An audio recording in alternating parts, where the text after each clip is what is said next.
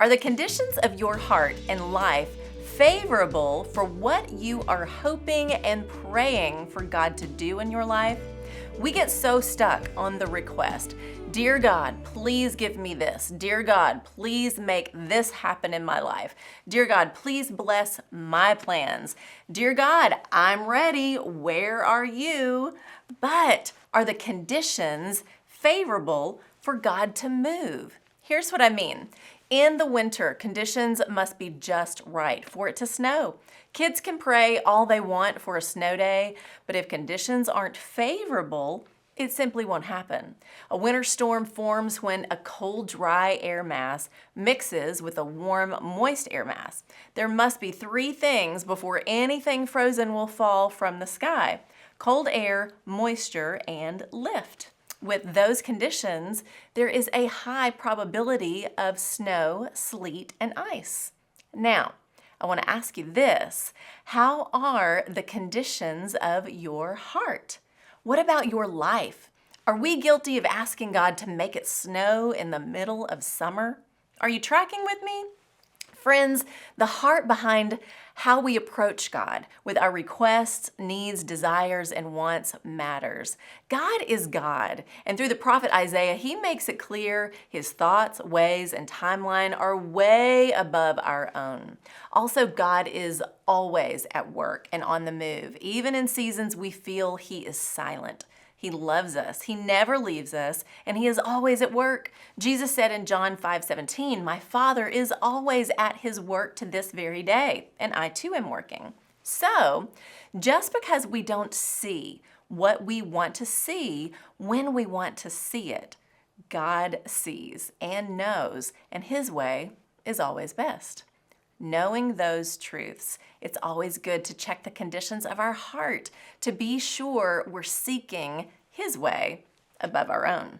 Here are three conditions that will lead to a high probability of peace for your heart as you discover God's will and plan for your life. First, do you know Jesus? Does your heart belong to him? That's the most important thing. John 14:6.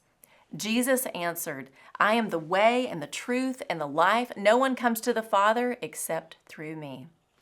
Give your heart to God by grace through faith in Jesus, and as you seek his way, your heart will then be open to listen and hear his voice. Second, is your heart and mind focused on Jesus, daily being renewed by truth? The world wants you to believe you are God, and what you want, you deserve.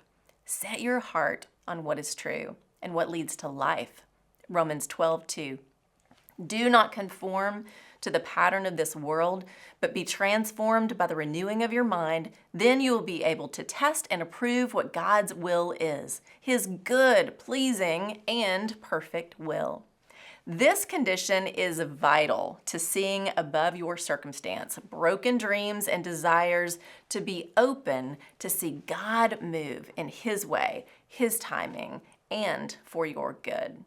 And third, are you willing to lay down your request, your need, your deep desire, trusting God with it?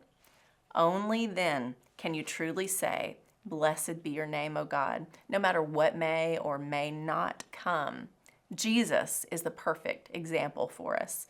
Luke 22:41.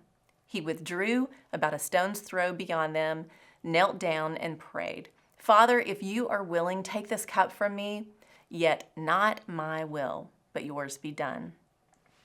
The conditions of our heart must be in a place where we know Jesus, we're being renewed daily with truth, and our heart is willing to say with a thankful heart, "Lord, not my will, but yours be done."